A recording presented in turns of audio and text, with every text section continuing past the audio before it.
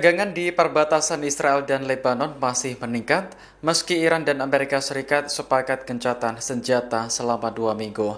Baik Israel maupun Hizbullah masih terlibat saling serang. Rekaman yang dirilis Fiori pada Sabtu 11 April menampilkan intersepsi di langit Nahariya. Sistem pertahanan Israel berusaha mencegat rudal Hizbullah yang ditembakkan dari Lebanon ke Israel Utara. Sebelumnya pada Jumat kemarin, sebuah rudal menghantam area parkir di Safed hingga merusak sejumlah kendaraan. Pihak berwenang memastikan tidak ada korban jiwa akibat serangan tersebut. Pada hari yang sama, rudal juga menghantam sebuah sekolah di desa Arab Israel, Deir al-Asad. Serangan ini mengakibatkan ruang kelas hancur dan sebagian langit-langit runtuh. Warga setempat mengaku terkejut ketika mendengar ledakan keras dari lokasi kejadian. Dikutip dari Yerusalem Post, militer Israel meyakini sekitar 30 rudal diluncurkan dari Lebanon pada Jumat kemarin. Sebelumnya, Israel menghadapi kecaman dari berbagai pihak karena menyerang Lebanon saat gencatan senjata. Serangan itu menewaskan ratusan orang dan disebut yang paling mematikan sejak tahun 1990. Iran menuduh Israel melanggar perjanjian gencatan senjata dengan Amerika Serikat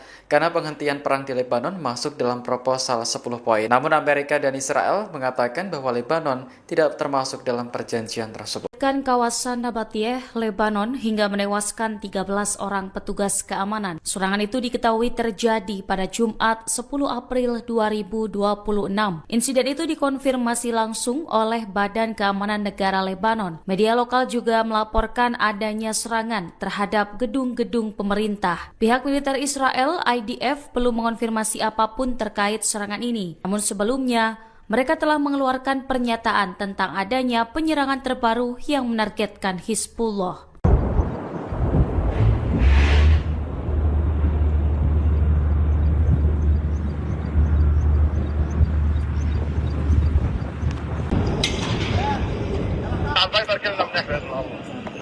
يلا يلا يا خي يلا يا حبيبي خلاص